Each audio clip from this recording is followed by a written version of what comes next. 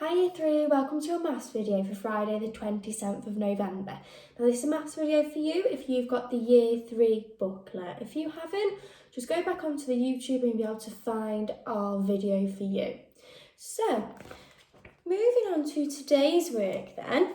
Yesterday you completed the scales work. We had lots of fabulous pictures of your work sent into our email, so well done Year 3, keep them coming, we'd love to see what you've been up to. So today we're going to be moving on to pages 8, 9 and there is a page 10, okay? But today we'd like you to complete pages 8 and 9 and 10 will be a challenge for you. So we're going to be looking at adding today, starting on page 8. So let's have a look at our questions. So number 1 says, give the numbers that are 10 more than these numbers. So you've got 6 numbers there and you need to work out 10 more than those numbers. So if I have a go at this one, I've got the number 656. 10 more than that, I first need to find the tens column. So I've got the hundreds, the tens. I'm going to underline it so I don't lose it. 10 more. So I've got 5 tens, I need to add 1 more 10. So 5 tens, add 1 10 is 6 tens. So my hundreds are going to stay the same, 600. 10 more than 5 tens is 6 tens, and my ones are going to stay the same too. I've still got 6 ones left. Okay, so when you've completed question number 1 on page 8, you're going to move on to question 2. Now this time it's asking you to give the numbers that are 100 more, okay? So you're going to be focusing on the hundreds column. So here I've got a number again, 679, but I need 100 more than that. So I'm going to find the hundreds column. Oh, there it is. Now, what's 100 more than 600? 600, 700. So I'm going to have 700 now. My tens are going to stay the same and my ones are going to stay the same. So we needed to find 100 more. So it only affects the hundreds column, okay? So, question number 3, you are then going to be moving on to column addition, okay? Now remember, we've been adding, so we know when we add, our answers are bigger than the numbers we started with, okay? So column addition is asking you to work out these answers. So you've got 2 digit add 2 digit, and then you're going to try the more trickier sums where we've got 3 digit add 3 digit, okay? Now, some of these will include exchanging, so let's have a little look where you're going to have to carry over some of your numbers. So let's have a look at our column method. So starting off nice and easy, we've got 35 add 52. Now remember we start at the ones column when we're using our column method. So I've got 5 ones add 2 ones is 7 ones. So I'm going to put my 7 underneath my ones column. I'm then going to move on to my tens. I've got 3 tens add 5 tens, or 30 add 50. And that is 80. Well done if you got that right. Now that one was very easy. We didn't need to exchange. So moving on, let's have a look at ones where we do need to exchange. So yet again, which column do we begin with? Well done if you said the ones column. I've got 7 ones, add 5 ones, okay? Now I can straight away see that that's going to be bigger than just ones. I'm going to have some tens in that answer. So let's see, we could put 7 in our head. 7, 8, 9, 10, 11, 12. Now, I can't fit 2 digits in the ones column. So I'm going to have to leave my 2 ones there and exchange and take that 10 underneath the tens column. So now you can see there's my answer 12. Had to exchange and take that 10 under the tens column. So let's not forget that 10, okay? Move on to my tens column. 6 tens add 2 tens, we know is 8 tens. We need to make sure we add this 1 10, 8 10, add 1 tens is 9 tens. I'm going to cross that off because I've added it in, okay? Right, moving on to the 3 digit column addition. This shouldn't get any trickier really. We just need to make sure when we've done our ones, our tens, we also do our hundreds too. So starting off with the ones column, 4 ones add 6 ones. Now I know 4 add 6 is a number bond to 10.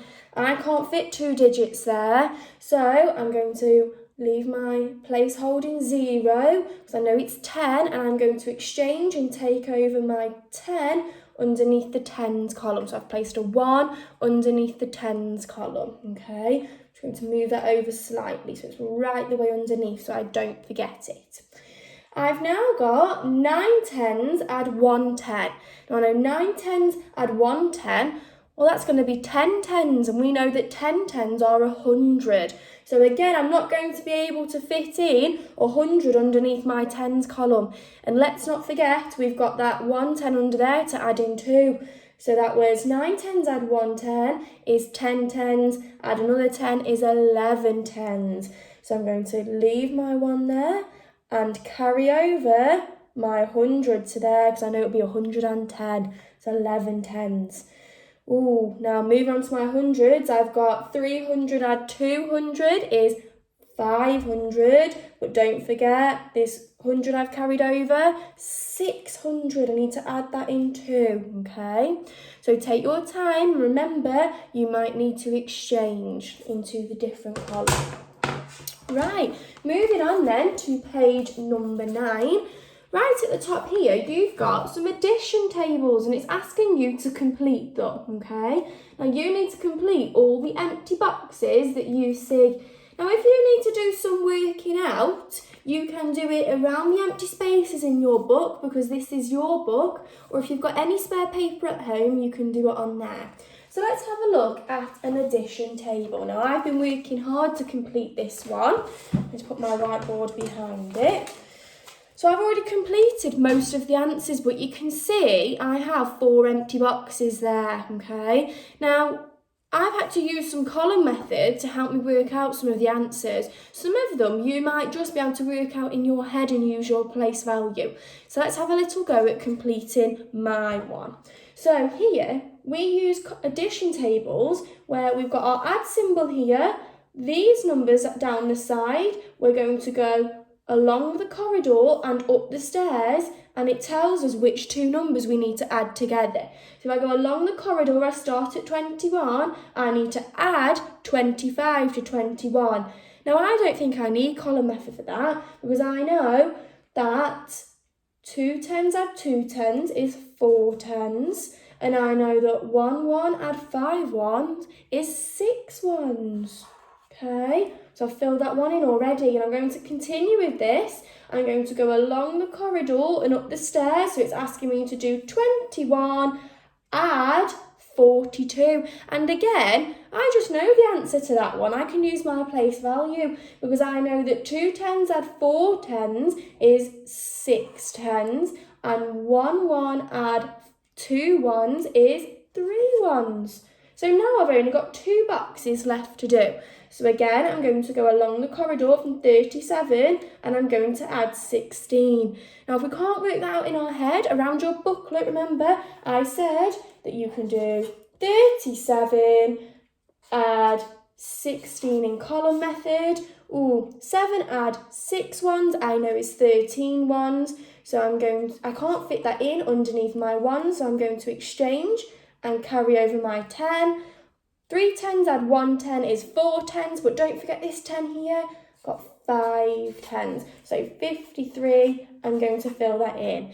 Okay, and if I had some more time, I'd complete this one as well. So along the corridor, 48, I'm going to add 25 to it. Okay, so I can work that out in column method, then fill in my answer. Or if you can do it in your head, have a go at that. But make sure you check your answer after. Okay, so once you've completed your addition tables, it's asking you to complete the sums below by writing the answers as numerals.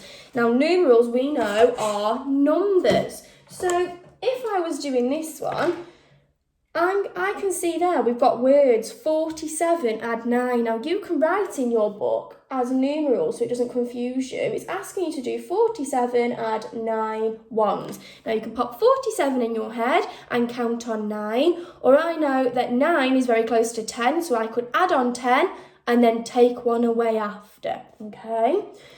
Last questions then, we've got fill in the missing gaps to make these sums correct. Now, if we have a look at some of those sums, they look a bit like this. Now, we know addition and subtraction are the opposite operations. Addition makes our answers bigger and greater. Subtraction makes our answers smaller. We call them the inverse operations because they're opposite to each other. So you might have to use the opposite operations for question number 3 where it's asking you to fill in the missing gaps. So I've got something add 12 equals 21. So I'm going to use these numbers that I have here, 12 and 21. And what I'm going to do, instead of adding them together, because I know this is an addition, so my answer's always got to be the biggest number, so I'm not going to have the biggest number here, I'm going to subtract them.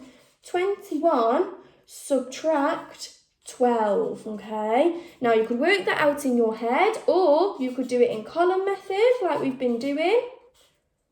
Oh, but I can't do 1 subtract 2. There's more on the floor, so I need to go next door and get 10 more. I need to exchange a 10. So I'm going to leave that, take away a 10 from there, leave it with 1 10. I've now got 11 subtract 2, which I know is 9. And then 1 10 subtract another 10, 1 take away 1 is 0. So I'm left with 9, okay? So use the opposite operation to help you figure out those questions. Now, lastly at the bottom, you've just got add together these pair of numbers. So you've got 2 numbers, add them together and write the answer there. Now, if you want a bit of a challenge, you've also got a 3rd page on adding. So read them very carefully and let's see who can get onto this challenge today. Good luck, Year 3, and I can't wait to see all your work.